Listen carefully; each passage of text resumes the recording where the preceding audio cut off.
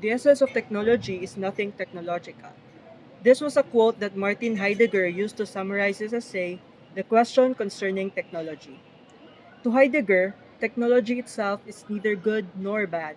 Rather, it is the technological inframing that drives humanity into a world of utter catastrophe. In the heart of Heidegger's philosophy is the idea of being. The idea that human beings should instead be conceived as Dasein, a German word usually translated as existence, but which also literally means being there. In his essay, he explained that the essence of technology makes us see natural objects as something to be instrumentalized and taken advantage of. He argues that when we lose a big part of this being, it can lead to destructive attitude towards the things around us. Just think of our human experience online. We exist online, we interact, but how is that being human? The problem of technology goes beyond, because framing can be seen as simply calculating. And for Heidegger, when we start calculating, we stop thinking. Heidegger teaches us that in order to really solve the problem of technology, we have to learn how to think and how to be in the world outside the paradigm of technology. The current economic system is utterly broken at its core. Even though our capitalist driven grow or die economy has brought us welfare and prosperity in the past, it totally fails when it comes to solving the key problems we have to solve. The problems of rising inequality and global ecological breakdown in the near future. And if you didn't know yet, humans are running out of time. The good news is, it's not too late yet, as explained by Jason Hickel's polarizing but extremely interesting philosophy.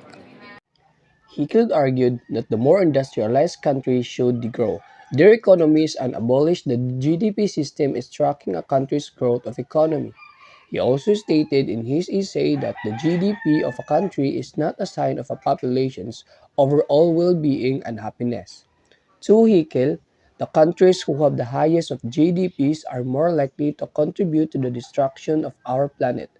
China is the prime example of this point, being the most populated country with the most factories in the world. Its carbon footprint doubles that of the United States, with more than 10,065 million tons of CO2 released. The jury is still out on whether the world was formed by a big explosion or if it was designed by an omnipotent, intelligent being. But for C.S. Lewis, Christianity and science does not have to cancel each other out. This endless debate between scientism and religion has been around since the very first time people discovered science. This conundrum has since then divided the population, in which a lot of intellectuals define as the battle between the religious and the Darwinians. In his early writings, Lewis was a religious skeptic. He believed that we live in a cruel and desolate world.